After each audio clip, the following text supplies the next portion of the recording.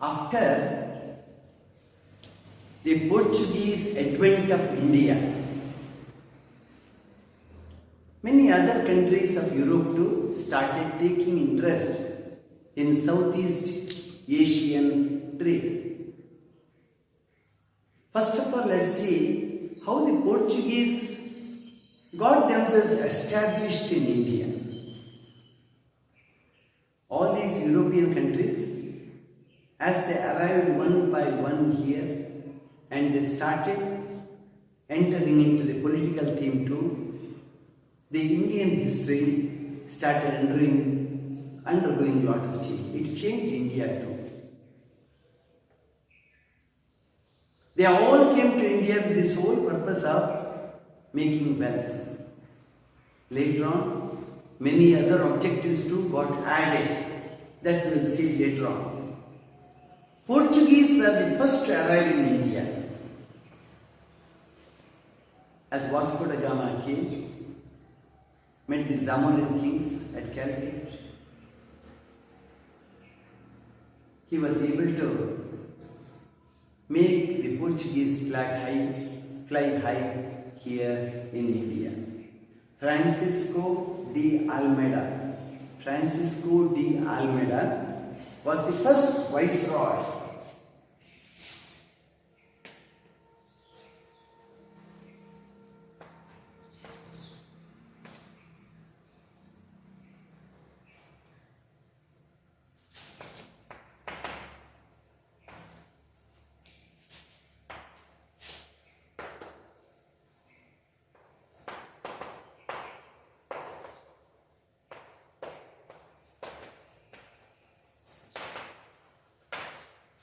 Francisco de Almeida was the first viceroy appointed by the Portuguese to look into the strengthening of the Portuguese hold in India.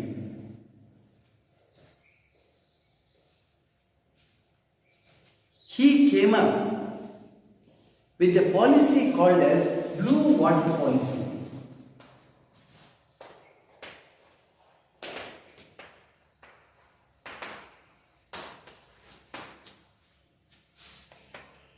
From historical point, it's very important. He was of the opinion that whichever country has a good navy will have supremacy over the sea. When you have supremacy over the sea, you will be able to reach your goal of putting up warehouses or taking hold of the trade and commerce in the far-off territories. So he stressed on the need to strengthen the Portuguese navy. He was able to convince his government, and Portuguese went on strengthening their navy in order to have a proper hold on Southeast Asia, trade here. He was followed by Alfonso de Albuquerque. Alfonso de Albuquerque.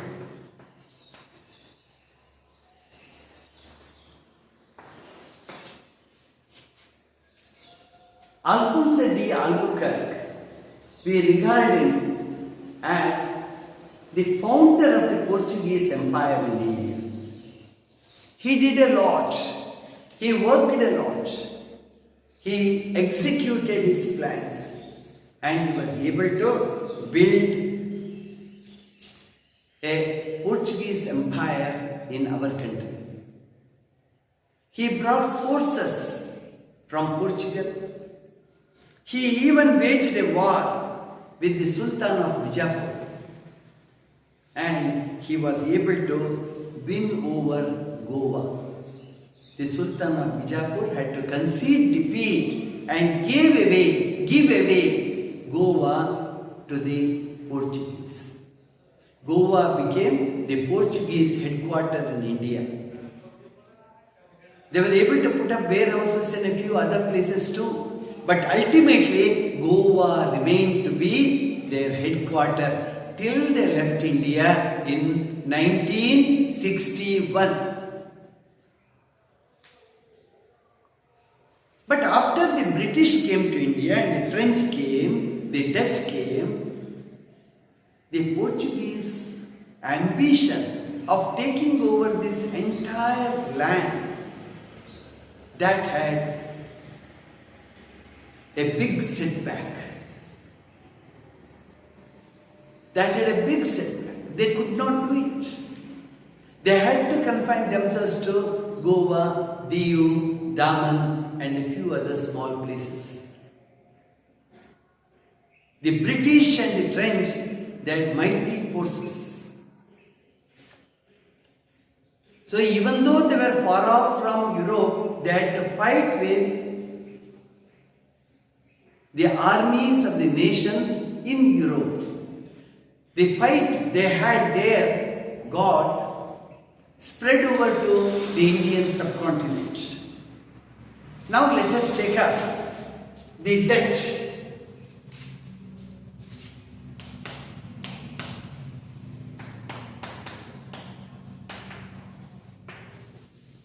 D-U-T-C-H, Dutch. The Dutch are the natives of Holland. Holland is also called as Netherlands. Holland or Netherlands. Portugal is here. Netherlands is here. Holland. So the natives of Holland or Netherlands, they are known as the Dutch.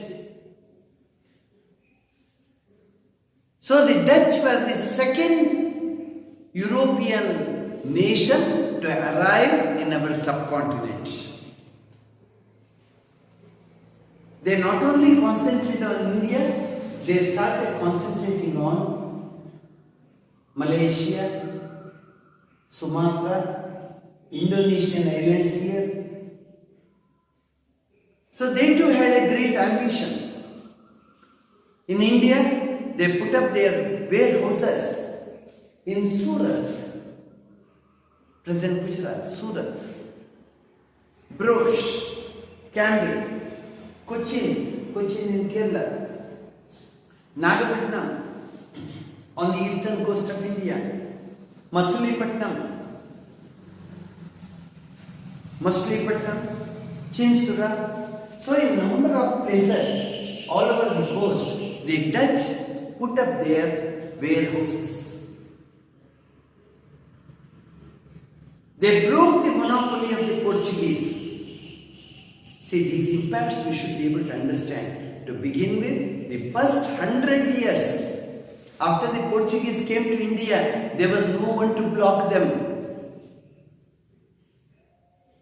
After the first 100 years, 1 century, one by one, the European nations started making their advent into India. So the monopoly of the Portuguese was broken. They had a chief contender now here. Later, the Dutch had to concede defeat and they had to confine themselves to the islands here, the Indonesian islands. They withdrew from India. They thought, with the Portuguese here, we will not be able to do enough spade work. So they withdrew themselves from the Indian subcontinent. This is the story of the Dutch. Their presence was there, no doubt, but they could not make a headway progress in the Indian subcontinent. Now we will take up English. The English.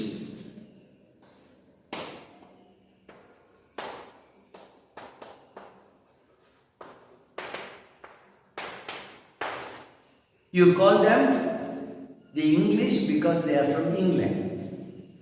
They can be called the British because they are from the British Isles, British Islands. Both ways we can call them English or the British. I said after 100 years, the challenges were quite visible. The Portuguese felt it. On the 31st of December 1600, the English stepped into India. 31st of December, easy to remember. 31st of December 1600, the English, they arrived here in our subcontinent. The Queen of England then, Elizabeth, she declared a charter entrusting the East India Company to start trade in India, to do marketing in India. So with the permission from the British government, the East India Company entered the Indian soil. This permission what they gave was for 15 years to begin with. No doubt later on it got continued. And East India Company looked after the British affairs in India till 1857. In 1857, the East India Company was asked to step back and directly the British government started ruling over India. So the actual trade, the English trade started in India in 1613. They came to India in 1600 to do the initial spade work. They took about 13 years. 1613, they started their business. James I, the King of England, he sent an ambassador to India, Sir Thomas Roe. Sir Thomas Roe, an ambassador to India. He went to Delhi to meet Jahangir. So you can see the contemporary rulers now.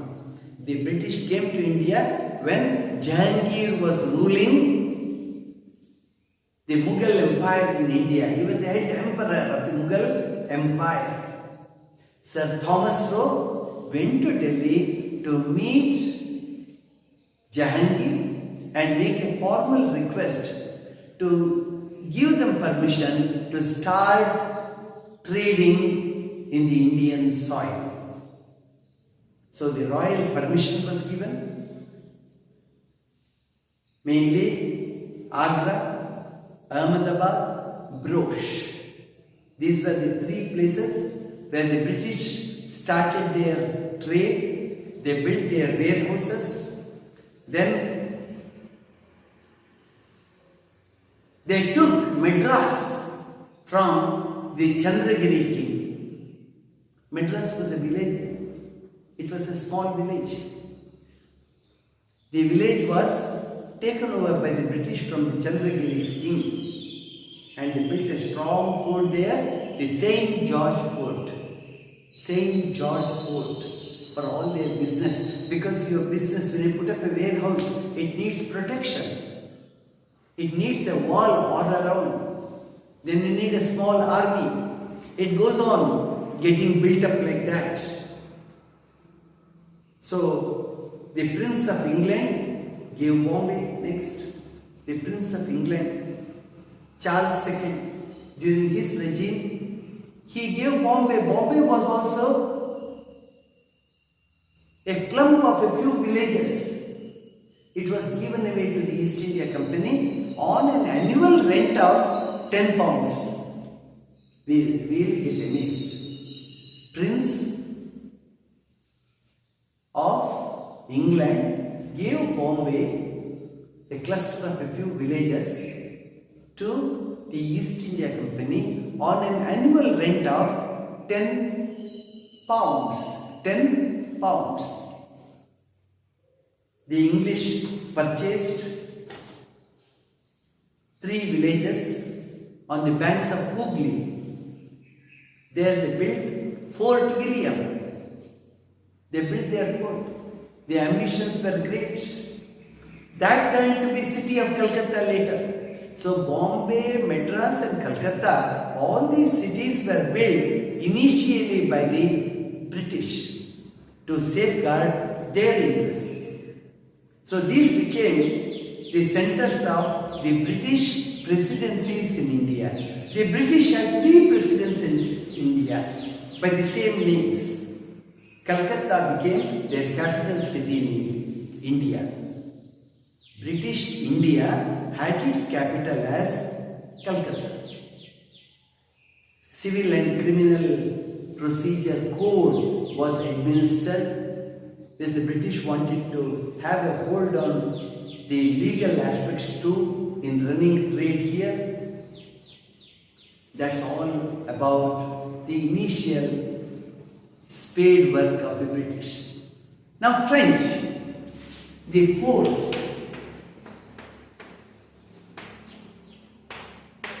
The French and the British, they always used to fight with each other in Europe. So the French, when they came to know that British were making good advances here, the French too wanted to enter. So 1664, you see the time difference. About 50 years after the English anchored in India, the French arrived. With great ambitions they came here. But the French, they did not start any East India Company as the British and the Dutch did. They said the French government itself will run the entire enterprise here. So in Surat, they started their first warehouse in 1668. Factories were started in Machilipatnam, Chandranagar, Mahe, Karaikal, Kasim Bazar, Badasur, all along the western and eastern coast of India. The idea was to start trade on a very big scale. Valikandapuram on the eastern side here, they started their headquarters. That became their headquarters, Valikandapuram. That became Puducherry later, Pondicherry, then Puducherry, now it is Puducherry. That was the headquarters of the French. Calcutta was the headquarters of the British. Goa was the headquarters of the Portuguese. The Dutch could not hold well to India. And Dupleix was the French governor, a very smart guy to look into the various interests of the French in the Indian soil and beyond. But the French always thought the British to be their enemies. And for the British, the French became the formal enemies. The two started fighting with each other for supremacy in India. This is where we log on to the Carnatic War for the first, the second and the third. Very interesting events to happen one after the other. We will take it up in our next unit.